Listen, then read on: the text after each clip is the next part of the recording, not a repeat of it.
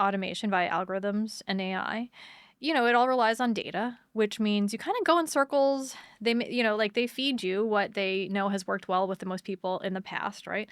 Which means that you're not getting the stuff that's original and new, right? You're getting what works with a lot of people. So all the like stuff that's more targeted too, like it doesn't really survive online anymore. What I see is that the physical world is very important to activate now. Like we need to gather people and like help bring attention to those things that are original and special and targeted that no longer work online, but actually are, of course, meant to be experienced in person with other people.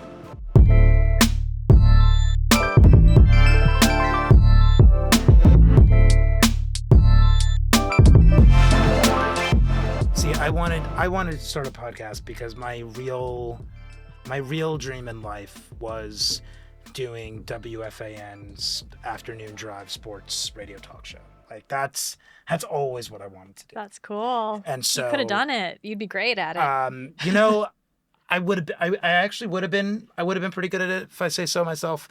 And it was why we started our first episode with Sal Licata, who hosts the midday show on WFAN and has become a friend of mine. And so bring him into our studio and like getting to do a sports talk show with him and like so much fun. I bet. It's dream come true. Yeah. Childhood dream come true? What's that? Is it a childhood dream come true?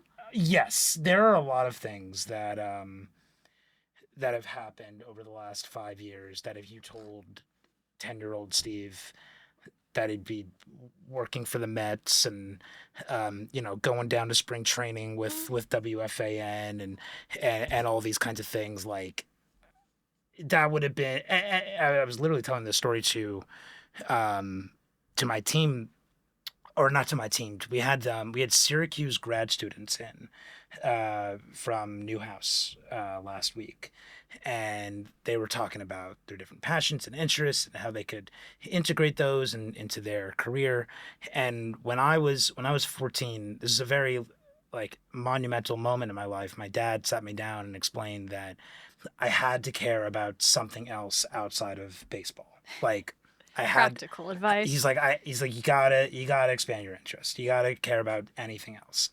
And my mom, to her credit, was like, Gary, isn't it nice that he cares about something?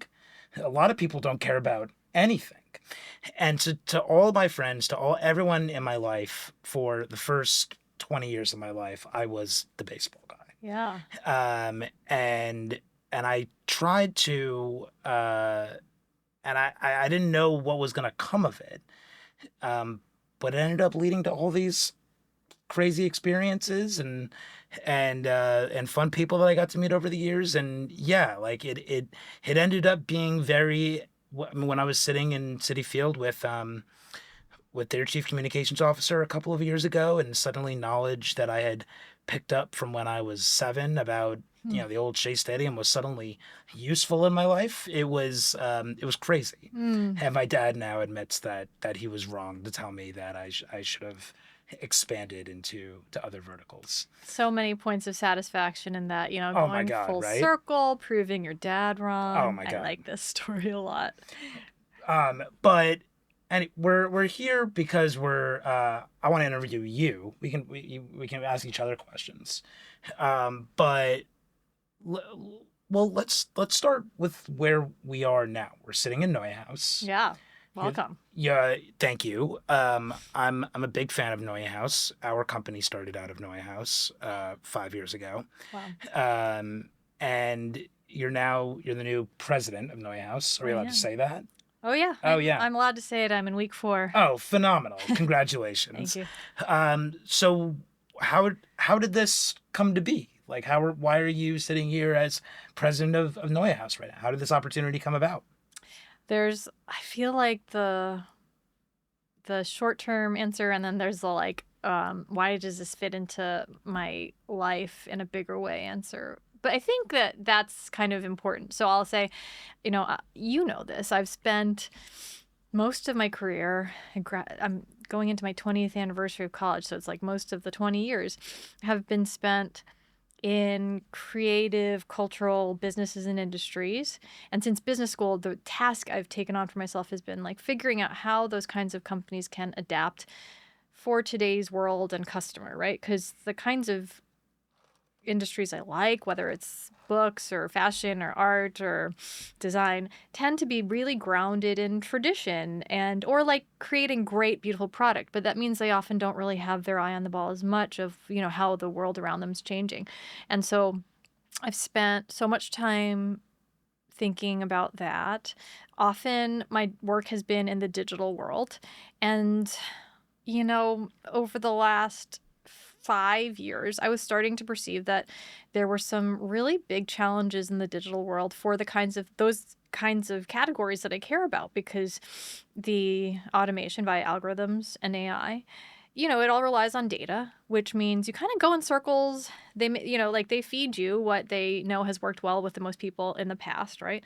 Which means that you're not getting the stuff that's original and new, right? You're getting what works with a lot of people. So all the like stuff that's more targeted too, like it doesn't really survive online anymore. No. So in my work, I had a company called Platform. It was selling great art online. I was seeing how hard it was getting, and I was feeling this problem so much. And so uh, when I came out of that, we sold that in September. I was very, very oriented towards shifting to the physical world because what I see is that the physical world is very important to activate now.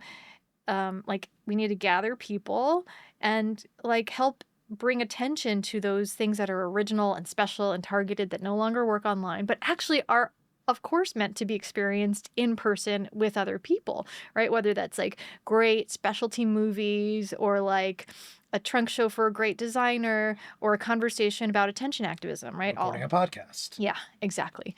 So, okay, that's kind of like how I got on this path, but yeah, I owe it to a friend who NeueHouse was acquired by a company called Convene Hospitality Group, who sees this amazing opportunity that I do of like activating physical space in terms for what is special.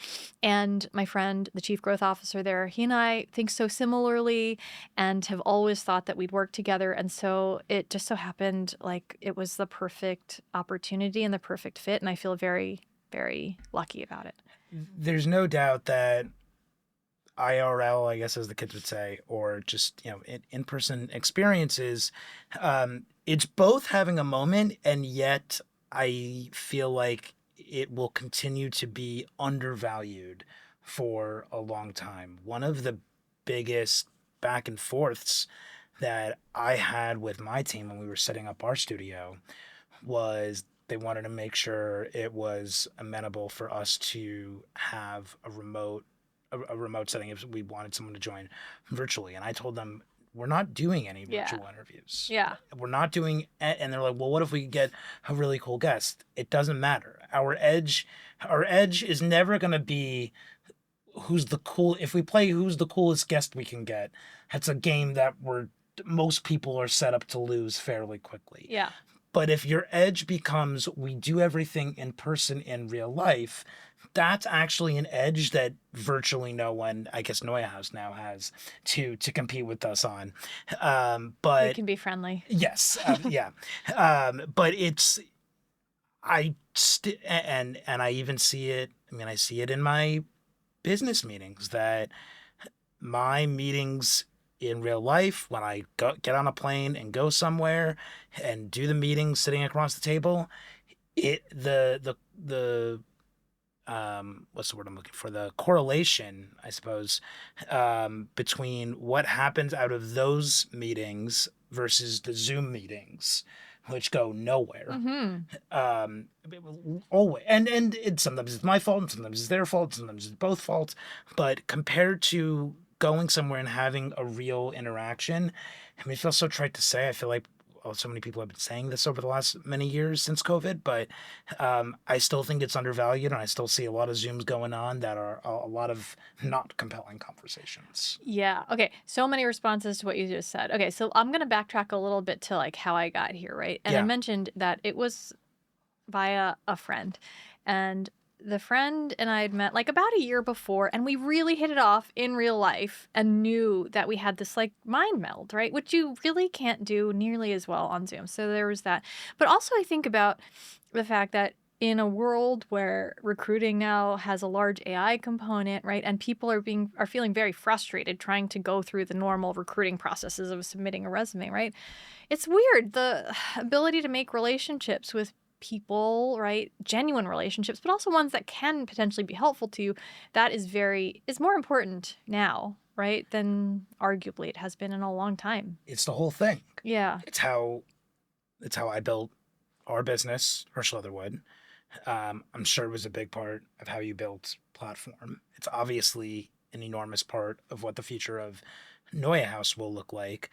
Um, we are living in an era of such distrust, generally, Yeah. certainly digitally, Yeah. um, that it inherently makes all of your in real life interactions more trustworthy, more valuable, and more impactful. So, you know, we've been our company. I had our team come to the office 3 days a week, while most people were still remote 1 day a week, and that was controversial at the time. Now, a lot of companies are back to 4 or 5 days a week. We've stayed at 3 days a week for really for 3 or 4 years now, and because I still value time, people having the time to do some deep thinking, be at home, do the things they need to do, um, but there's no way that we would be where we are, that I would be here, that you would be here, if we didn't stress that component of things. Yeah. The relationships and the FaceTime and the different dynamic that is enabled by FaceTime matter a lot. Also, sorry, a different kind of inflection Yeah. to what you're saying is like the fact that Zoom meetings don't go anywhere. It also makes me think of this other thing that I think about a lot, which is like if you think about a show like Seinfeld and why people still talk about it today. I mean, it was a great, very funny, very relevant show, right? Timeless. But also, you would watch it, if not together, synchronously, right? Whenever, like Thursday at 9 or whatever, right? And then you go to the office the next day and talk about it with people, right? So there's something about, even if, I mean, in the same shared space, that's even more powerful. But to the extent that you can really like have this synchronized experience and then talk about it, it makes something stick in your brain so much more. And you don't forget it the way I forget every single thing that I stream. I truly forget about it maybe 2 days later. But the soup Nazi still lives on. Yeah. Like maybe that wasn't the exact right Seinfeld reference to pick, but it is funny you bring that up though, because literally I was well, earlier today we were talking about Friends and whether or not Friends references still land. Unfortunately, No? I think Seinfeld and Friends references have really for the Too 25 inappropriate? they're not inappropriate necessarily, but the 24-year-olds in my office, they've never seen Friends. Really? I thought it had a resurgence. Maybe this is me being really old. I thought it had a resurgence. Or a few years ago. they've seen episodes, they know the deal with it, they know the gist with it, but they're not catching deep references. Yeah. I was trying to make a Friends reference that no one in the office got, and Bummer. it was really disappointing. That's sad. That's just us getting older, though. Yeah, yeah. Seinfeld and Seinfeld too. I still watch a lot of Seinfeld. Seinfeld was always my favorite show. Seinfeld and then eventually Curb Your Enthusiasm. Amazing. 30 Rock, though, for me. 30 Rock. Yeah. You know, we've been rewatching a lot of 30 Rock lately. There's going to be a timelessness aspect to that show as well. I mean, some of it does not hold up. Like, there was an episode where I forget what the context was, but there was blackface, and like that does not hold up Sure. well. But then Jack Donaghy as like his corporate self talking about how he takes, I think it's like 1,000 micro naps a day, and then he falls asleep and then he wakes up again is hilarious. Well, if my partner Evan were sitting here, he would be talking about how one of our big clients when we met at WPP was GE. Uh-huh. And much more Evan than me. Evan for a long time was quite literally like Liz Lemon and 30 Rock going up to the top floor of that building, meeting with the So Jack funny. Donaghy's up there. And that was a big part of how sort of he got his commercial marketing career started. Wow. And so there are lots of 30 Rock references as well. My parallel is that when 30 Rock was on, I worked at Christie's, so it must have been like 2007 or something like that. And there was a series of episodes where Jack was going out with a specialist at Christie's who was so skinny that she had avian bone syndrome. So I think about Yes. this as I walked throughout the building and looked at my colleagues, like she has avian bone syndrome. Yeah. That's really funny. What are you streaming these days? I know you said you don't remember anything you stream, but like, is there anything, or maybe a better way to phrase it is, what is your general media diet right now? Or do you go Mm. on social apps? Are you watching a lot of Netflix? Or do you listen to a lot of podcasts? Like, what's going on your big, medium, and little screen? Oh, good questions. Okay. As for what I'm streaming on my biggest screen, which is I still watch it on my laptop, not on a TV. But I did a bit of a purge because I have feelings about how like Netflix and Amazon have flattened the quality of, like film and TV, so I try to avoid them. HBO's, it's only a matter of time. But right now, I'm really only watching what's on HBO because it is, I think, the streaming platform with the most interesting stuff. Highest quality for Yeah, sure. yeah. Like they'll take some risks. Industry, I imagine. Yes, industry, though not as good as Succession. Oh, and Succession. I'm rewatching Succession now. It's so good So good, and so so on funny. point. Yeah. And I've gotten into a lot of arguments with my dad about Succession. I feel like my dad keeps coming up as a theme in this conversation. Yes. Um, We can talk about that later. my dad doesn't like Succession because he says it's like way over dramatized and that's not how business is done. He's missing the point. And I think he's missing the point. Yeah. No, Succession was really, that was the best TV show of the last decade for sure. I think so too. Although I'm not sure, like I don't remember the shows well enough to like say that with confidence, but it was great. Even the theme song was so great. Like one of my closest friends and I, we loved the theme song so much that when she had a baby in 2020, we thought it was like such a fun thing the first time the baby heard the theme song. It was just like, we want this to be in his Ingrained. mind. I don't know. Yeah. It was funny at the time. Here's a question though. What about The Pit? What do you think about The Pit? So I haven't seen The Pit, and the reason is because I've been told that it is extremely intense and that you need to be like ready for The Pit is what I've been told. I don't agree with that. You don't agree with that? No. Do you agree that it's intense? Not that intense. Okay. I think let's think about other shows as like a zombie thing like The Last of Us, right? Yeah. There's a kind of stress, right, that's meant to induce. This does not have that. To me, actually, this is like somebody described it well as competence porn. Like they're very competent and you just like love them for being doctors with a good heart and good intentions who know what they're doing and you're rooting for them. And like you're not often seeing bloody gory stuff. I mean, yeah, they're working on people. I don't think that anxiety is like a thing that it brings out. Oh, interesting. Yeah. Well, so that's been because, right now I have 2-year-old and a puppy and all the things. And when I get home at the end of the day, 99 out of 100 times I'm looking for something on the lighter side of things. Okay, I'm only halfway through the first season, so I don't know. I can't speak about the second half. Maybe it changes, but so far it's like I find it kind of heartening. Like, yeah, I like these people. I want them to succeed.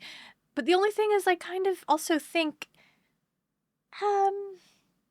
it might feel a little repetitive actually because there's like the same amped up pace of an ICU or an ER every episode. And Yeah, that's my one gripe so far is, like, I feel like that might be a flaw unless the arc changes in the season. All right. Well, We'll I'll see. check. Check it out. I Let me know. know that it needs to be on the list.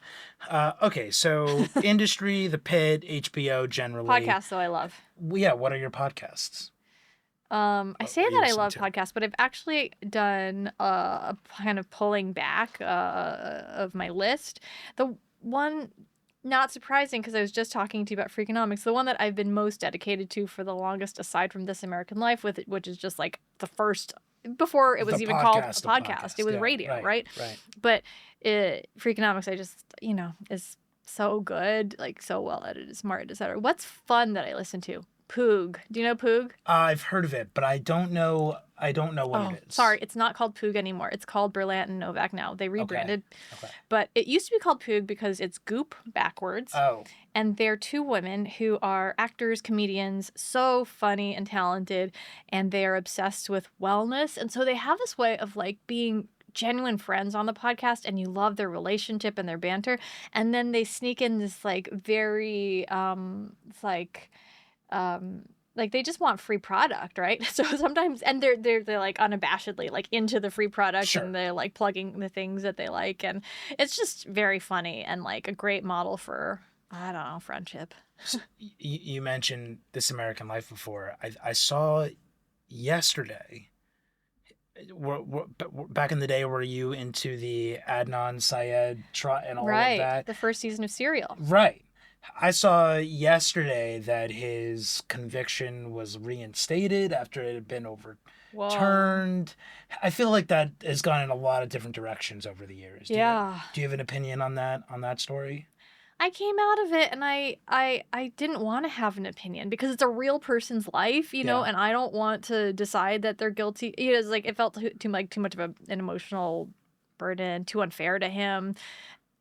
Whether he's guilty or not, I kind of feel bad that he's been tossed around so much in the justice system. What do you think? Um, I I know at the time I felt very strongly both that he did it and that they didn't have any evidence to convict him. Right. That I remember that was my strong feeling, and thus probably shouldn't be in jail. Um, it, But why did you think he did it? Do you remember? I It's a long think it time was ago. because there was no other logical explanation, um, which again is bad reason for someone to be in jail. That there's just no other logical explanation. So I believe my strong feeling was he probably did it, but there's no proof or evidence that can definitively prove that. Well, here's the thing. I also believe I'm kind of crazy, and I leave room in the world for the things that are totally unexplained. Like, I think there are factually dimensions of existence that we as humans can't perceive, and who knows what they explain. Absolutely. Yeah. Are you into like aliens and UFOs and things like that? I think that there must be other life. I don't know if I believe that I think they're now called UAPs. You know how UFOs have been, there's a Oh, new, UFOs are out. We don't do yeah, there's UFOs something there. anymore. I forget what it stands for. Anyways, like I'm not that kind of conspiracy theorist. I just think there are aliens. What about you? Yeah, I mean, I would characterize it very similar to what you just said, which is, of course, there are dimensions of our universe that we don't understand and are inherently unexplainable. Yeah. And I think it's as simple as that. Do you want to hear a crazier theory that I have? Yes. Okay. This will be a little winding. So I have a friend who he started the Metrograph actually. So he's a theater person. He Okay. loves like physical theaters. Okay. So much so that he'll go to theaters wherever he is, and he'll actually spend time and actually like sleep in them overnight. Mhm. And he also has an interesting characteristic where he sees ghosts in spaces. And so one day he stayed in a theater and he saw a ghost walking up and down the aisles.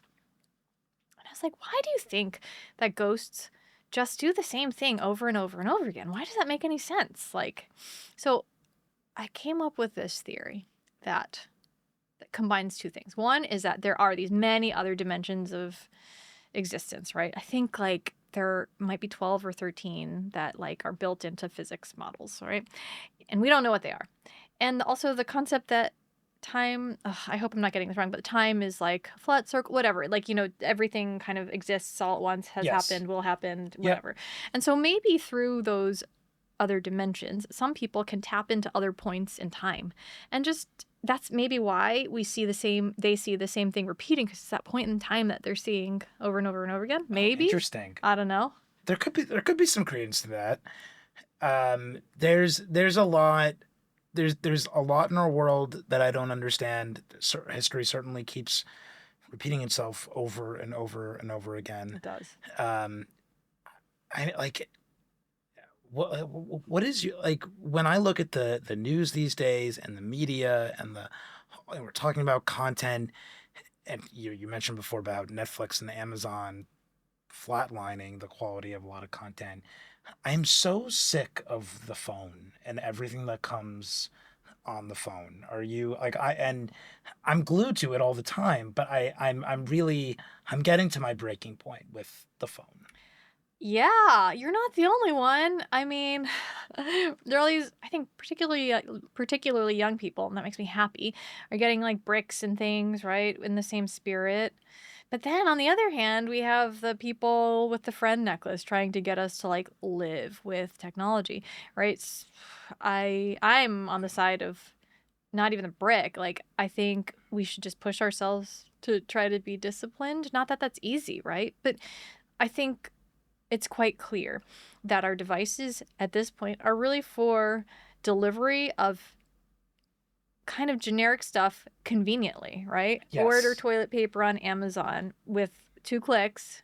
1 click they're probably striving for. Reading your mind they're probably striving for, right? And that's actually that's useful, right?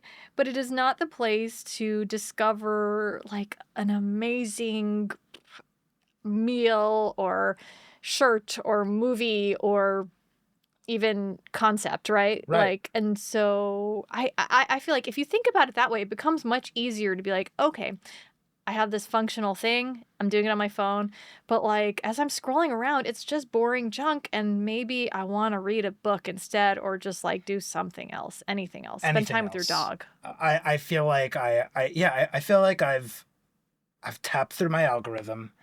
Now I get the same Seinfeld clips, baseball highlights, and all the thing. I'm like, I don't need this anymore. It's gotten extreme. It used to be, right, that the whole like landscape changes. When Instagram came out, it was like there were actually still a lot of interesting companies, and they were all just moving online. So it was kind of like, oh, all this interesting stuff can live in the digital world. But it has evolved since then, so that the digital world just has this very narrow aperture for success, where like you have to be algorithm optimized, which means everything's the same, which means it's all boring, right? So it becomes much easier to be like, okay, this is boring, and I'm not going to do it.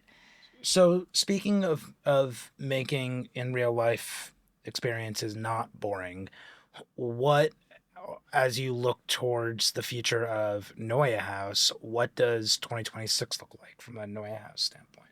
Mm, I think it will be really exciting. Not, I think.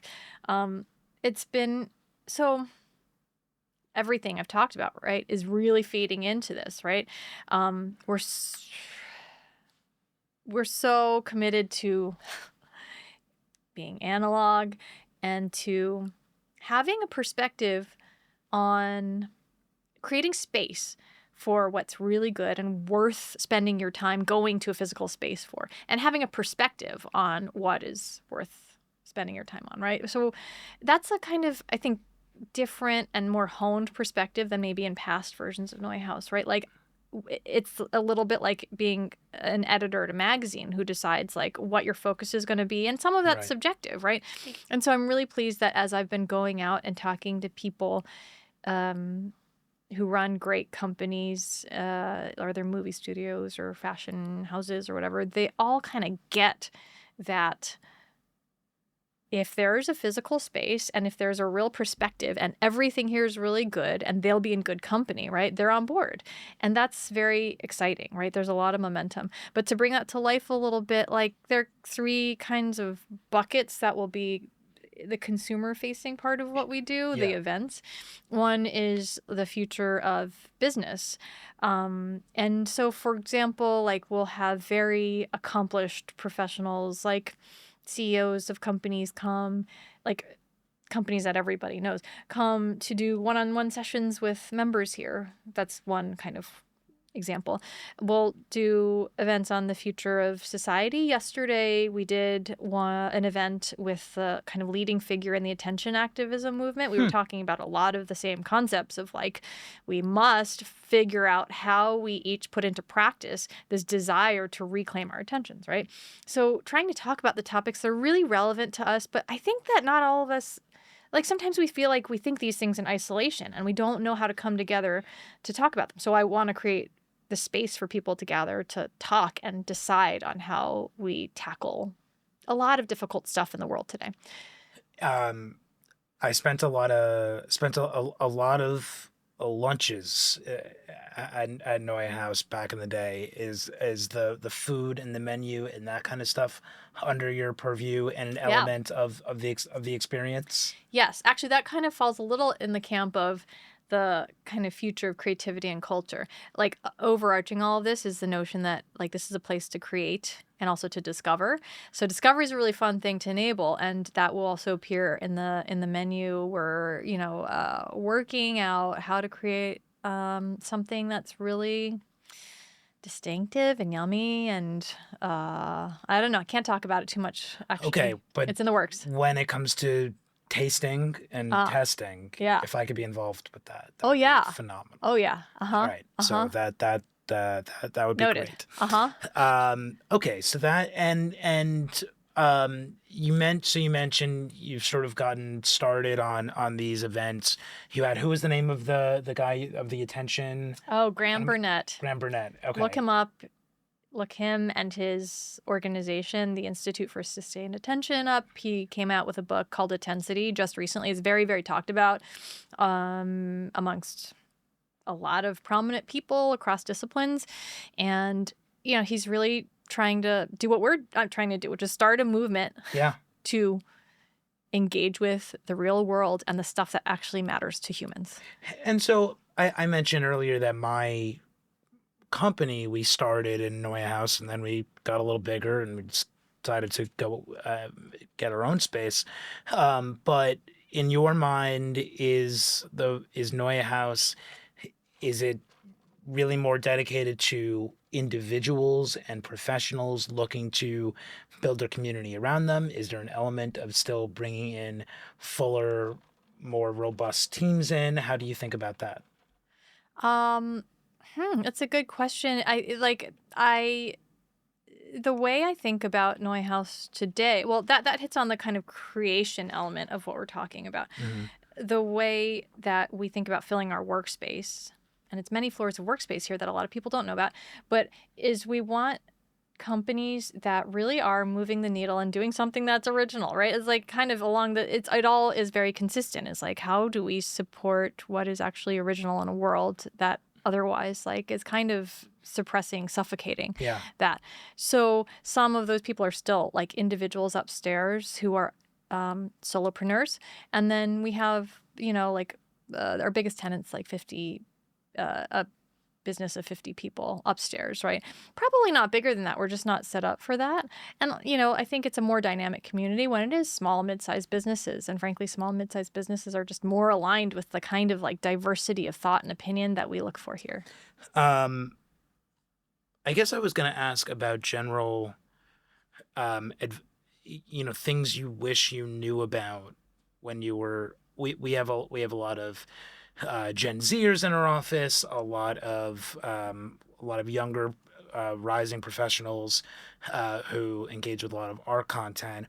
Are there sort of broad, maybe a good way to wrap up this podcast, lessons that you think about that you wish you understood early in your career, that as you take on new experiences like building out the new Noy House, like selling platform, what are some of the what are some of those key either life lessons, career lessons, just practices? What's top of mind for you when you are building?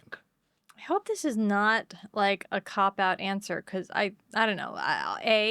We just talked about this before recording is like relationships and just like making friends, authentic friends who are similar to you or different to you, whatever. Like it's so important because you really just never know when you're going to get to do some work with a friend. And it's so much better and more fun when you get to do that, like us. Yes. Um, and also, I've been thinking about this a lot.